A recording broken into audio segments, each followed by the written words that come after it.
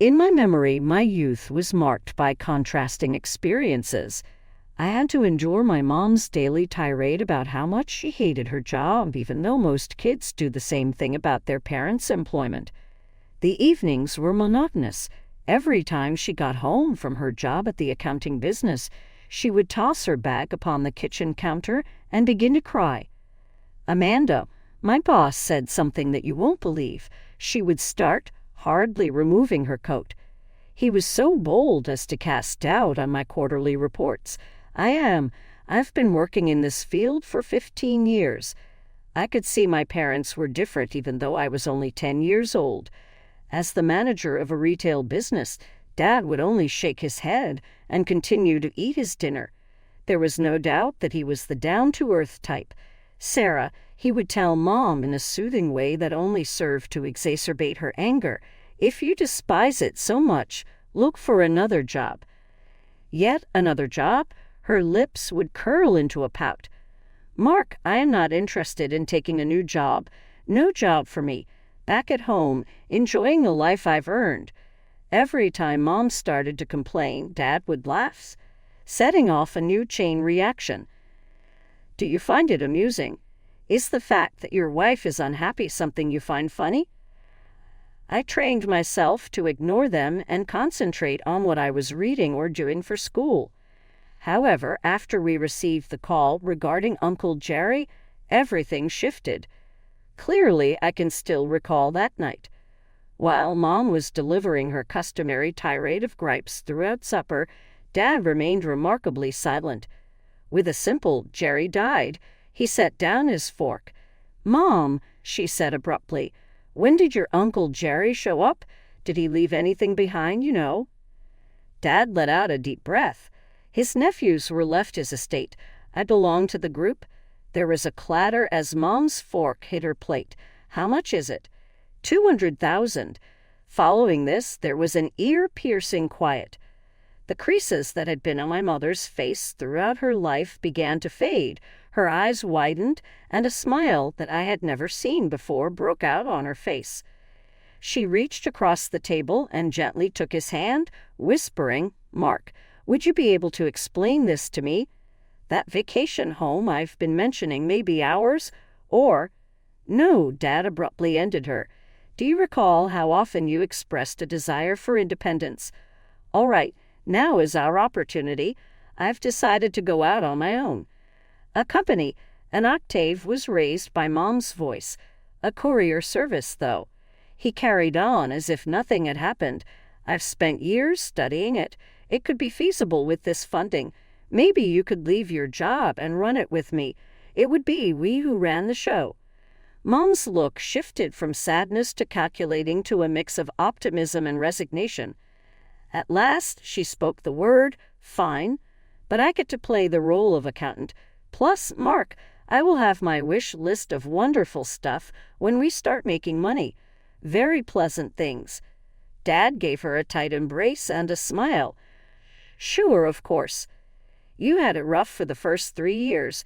While Dad put in many hours to launch his courier business, Mom took care of the accounting. After school, I would often visit the office and observe how they would take nothing and turn it into something. Even though the days were long and tiring, the atmosphere was full of excitement and possibility, which lifted my spirits and made it all worthwhile. After nearly 3 years, everything took a turn for the worst.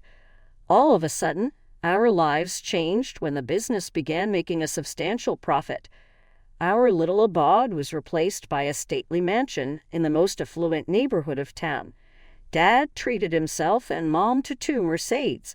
It was my mother, not our environment, that underwent the most dramatic transformation. Over breakfast one morning, she announced, "I'm done. Please accept my resignation, Mark. Working is no longer something I desire." As if anticipating this, Dad merely nodded. "Mine, darling. Another accountant is available for hire." My cereal almost choked me. In a flash, in the same manner, in the midst of perusing her phone, Mom grinned. "Melissa has returned from Paris, I see. Should I give her a call?" All of Mom's new friends were affluent businesswomen like Melissa, who spent her days window shopping and plotting her next getaway. One by one, her long-lost friends, those who had been there when things were normal, started to fade from her life. I began to accompany Dad to the office more often since Mom was undergoing a self-reinvention. I made an effort to educate myself on the company in the hopes of eventually taking over, but I never felt truly invested. As I observed my dad go over delivery routes one day, I spoke up and asked, "What if I told you I don't want to run the company when I grow up? My career goal is to become a dentist." His expression changed from dejected to elated. "Then what? Could you elaborate on that?" I went ahead and did it. I filled him in on my favorite biology studies, the dental procedures that fascinated me, and my hope to one day own my own practice. He was quite attentive, asking thoughtful questions and clearly interested in what was said. However, Mom was no longer spending much time at home. With her newfound companions, she was constantly on the go, whether it was to Aspen, Cabo, or the Maldives. I can't remember how many times I begged her to accompany me. "Mary, would you let me tag along on your European vacation next month?" I inquired as I observed her preparing yet another new travel bag. Even without looking up, she continued walking. "No, sweetheart, vacations allow me to escape from, well, life in general. Family life can be draining, as you'll come to understand when you're older." I felt the need to mention that she no longer took part in family activities, too preoccupied with healing to notice. However, I only disengaged. "I don't see the point." She replaced my mom, who would often make chocolate chip pancakes on Sundays and help me with my homework, with this complete stranger who seemed more concerned with her expensive purses than her daughter. In the blink of an eye, I was preparing to leave for dental school in a different state after receiving my high school diploma. With the same meticulous care that he showed to every aspect of his life, my dad helped me move into my dorm and set up my room. Mom never showed up to assist with the transfer. She and her buddies were in the Bahamas to celebrate someone's new yacht. On Sundays around 7 o'clock in the evening, I would dial my home number. As soon as I would mention my classes, friends, or life in general, my dad would pop up on the screen, ready to listen. During dental treatments and anatomy classes, he would hunch over the camera, eagerly absorbing every word. When Mom did make the effort to join the calls, she would typically remain in the background, fiddling with her phone. It became second nature to us. I used to love our phone talks when Mom wasn't around at all. It was just my dad and me, and we could speak about anything and everything. Next, the call that altered the course of events arrived. Amanda, Dad's voice sounded different on Sunday. "I need to tell you something." Nothing could have prepared me for what he said next, though I could tell by his tone that it was going to be bad. "We have cancer. On top of that, it's hostile." A global tilt occurred. "What? No, it's not feasible. You are in good health. You—" After 6 months, perhaps less, he humbly interrupted me. "The business is being sold by me. You and your mom aren't qualified to operate it, and I'd like to have everything ironed out before." The phrase was left unfinished by him. That wasn't necessary. Those half a year flew by, while my father, my rock and greatest friend, withered away in front of my eyes. I attempted to divide my time between home and school. Good thing he sold the company fast. It would have been a major burden in his last weeks if he hadn't. Whenever anyone was looking, Mom pretended to be the doting wife while he swung from bed to bed. In spite of this, I was able to observe the cold, calculated expression on her face whenever she reviewed his medicine schedule or his business documents in the secret. In the peaceful slumber of a month following the sale of the company, Dad passed away. When it happened, I was still grasping his hand, went to a spa with Mom. Broadway would have been proud of the funeral. Mom sobbed uncontrollably, clinging desperately to her friend's arms as she struggled to stand. In her elegant black gown and delicately applied makeup, she resembled a bereaved widow. It was as if a switch had been flipped the second the final guest departed, though. Standing up straight, she blinked away her tears and made her way to the mirror to touch up her mascara. She spoke abruptly and professionally, saying, "That's done. The topic of finances must now be addressed." Unable to comprehend the change, I gazed at her. "Dear mother, Dad has passed away." She spoke without sounding unpleasant, but I know, honey, it's awful. However, lives continue. Imagine all the things we could accomplish with the proceeds from the sale of the company.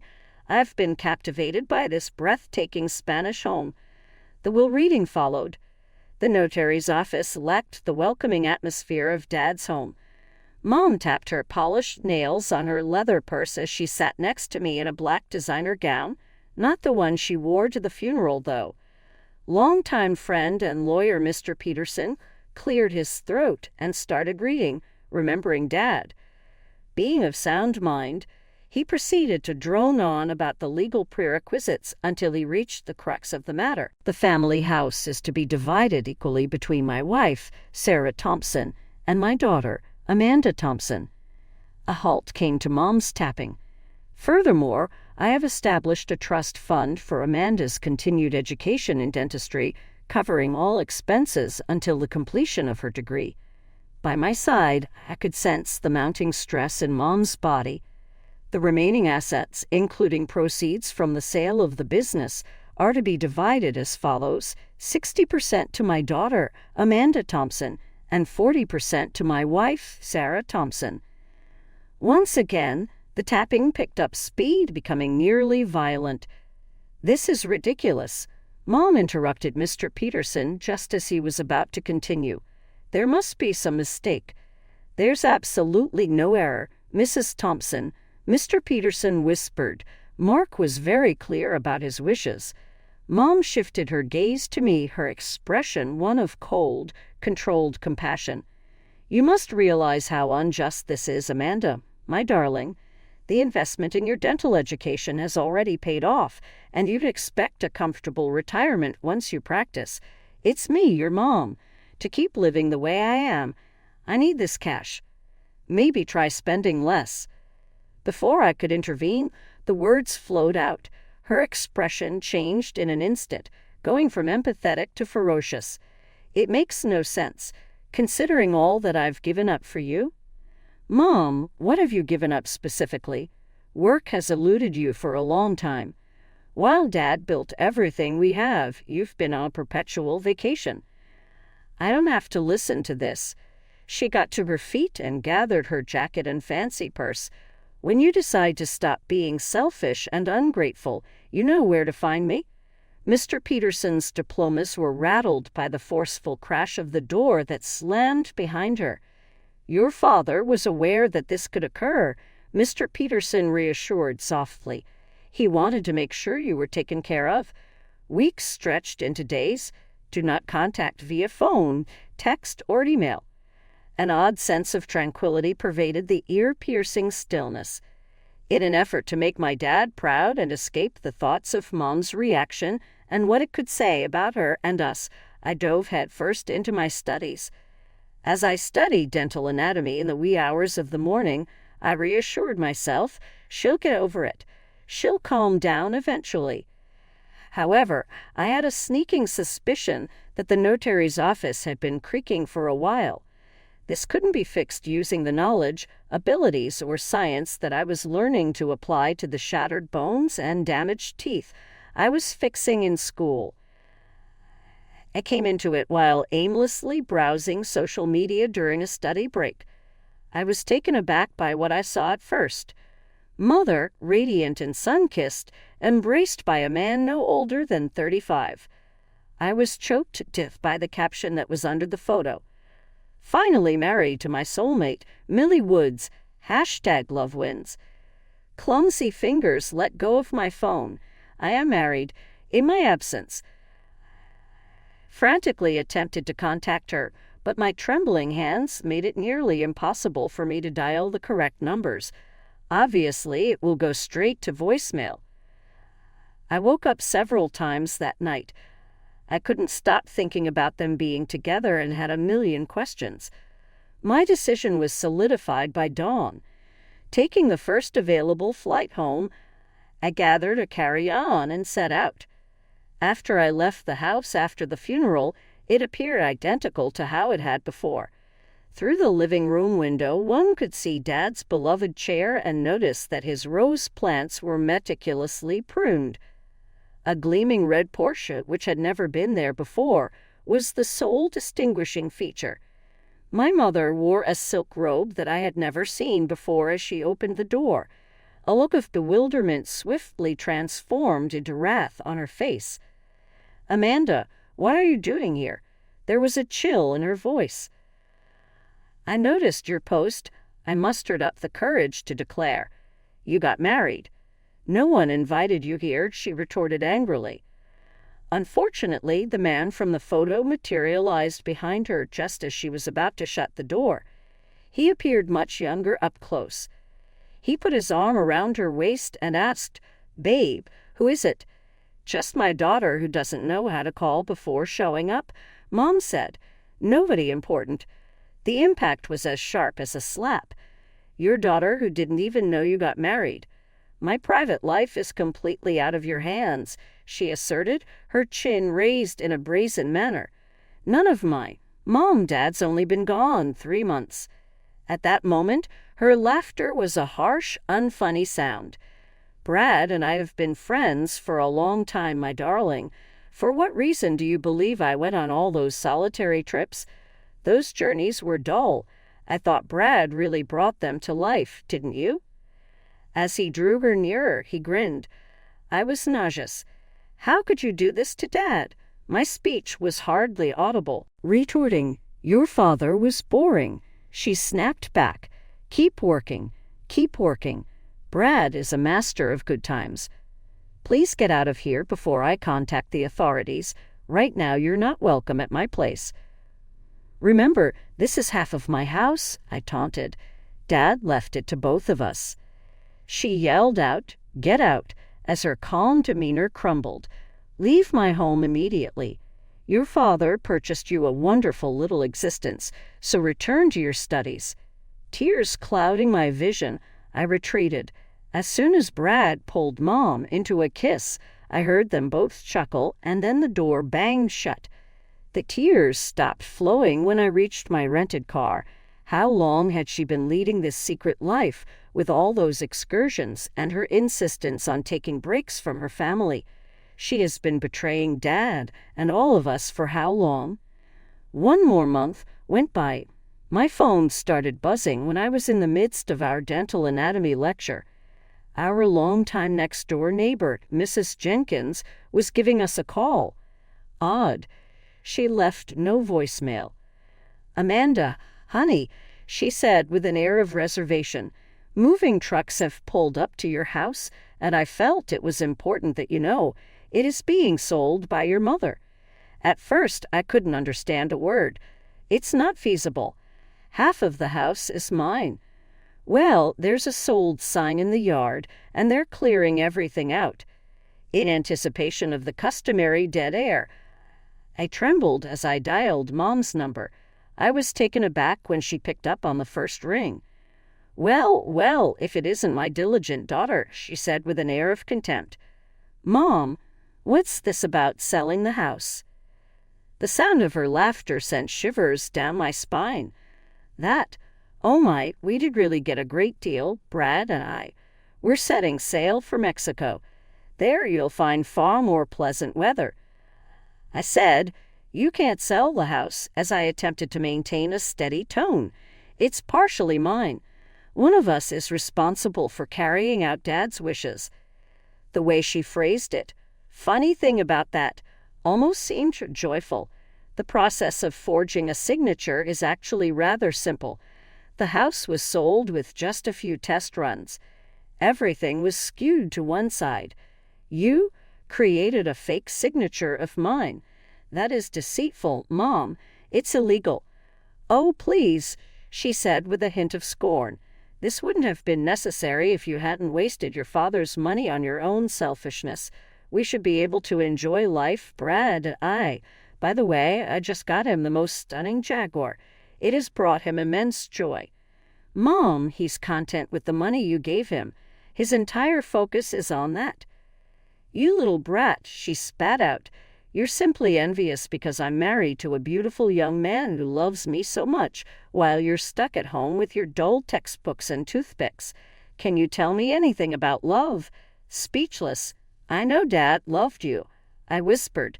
He loved you for 30 years, and this is how you repay him?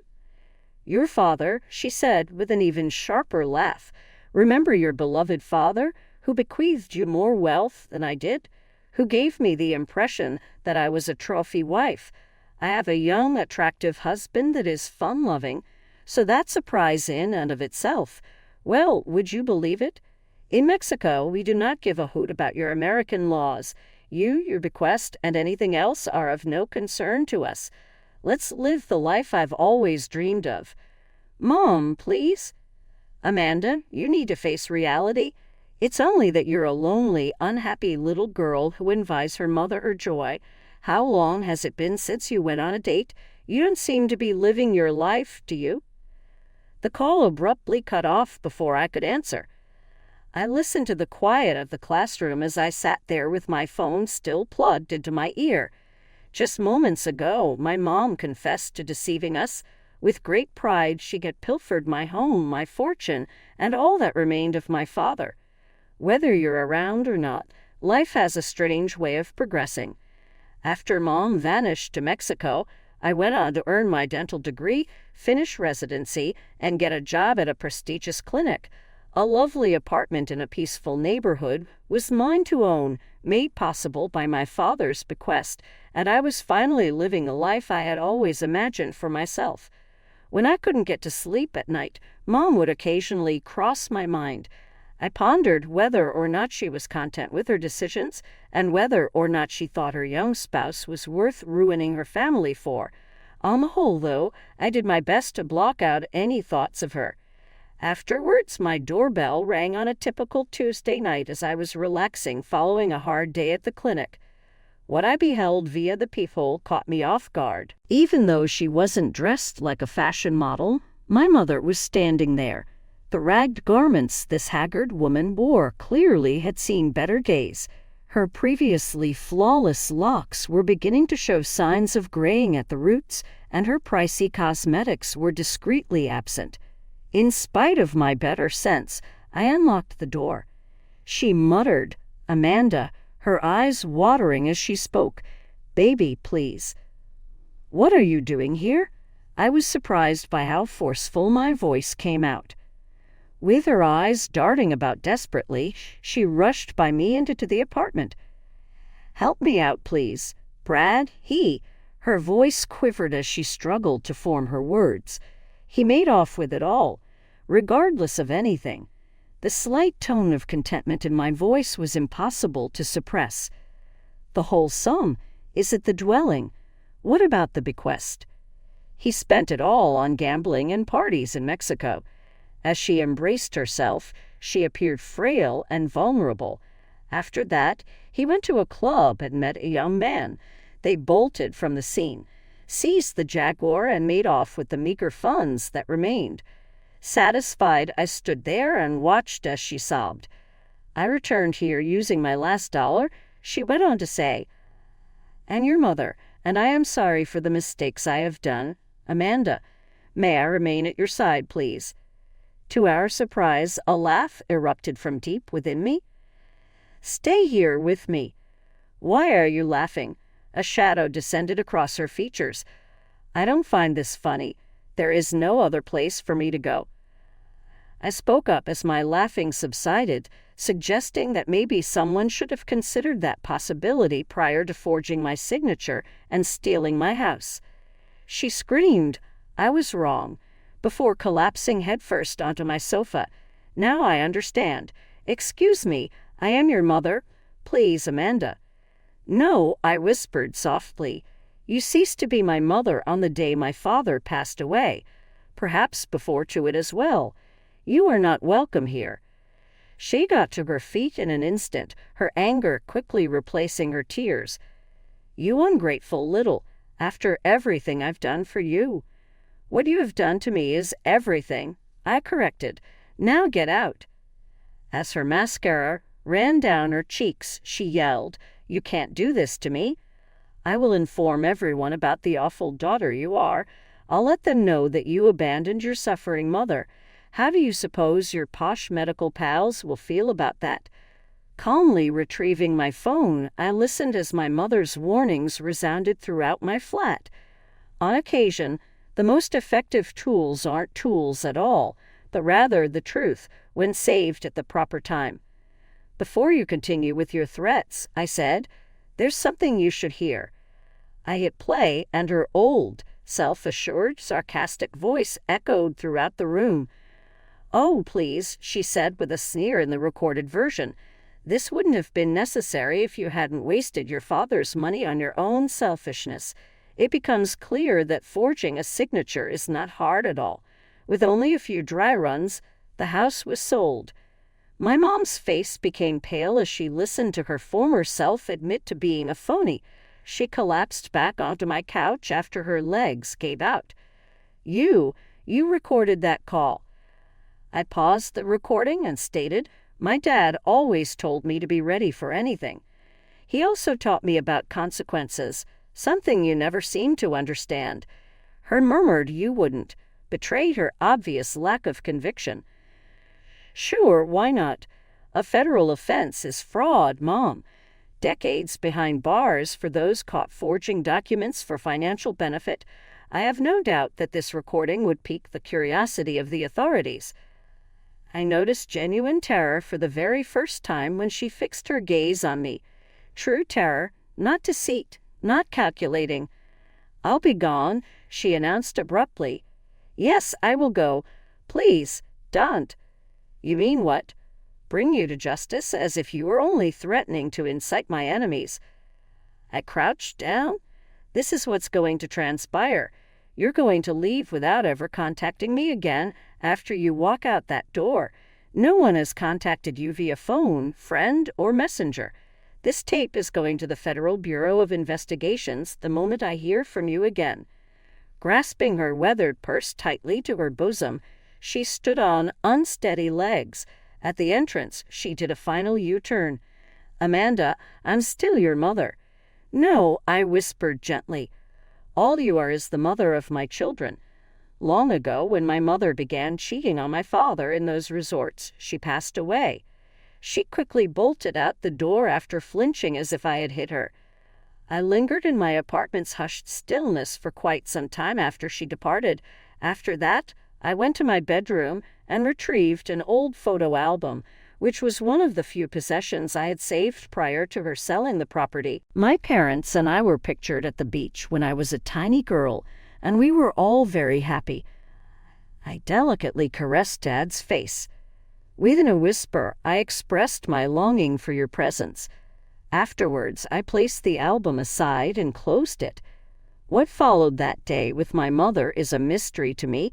She may or may not have found a place to live. I have no idea whether she ever got her life back together or felt genuine remorse for her actions. I just tell them that we aren't in touch when they ask how she is. To be honest, I'd rather not find out. My mother, the lovely woman in that photo album, has left this world.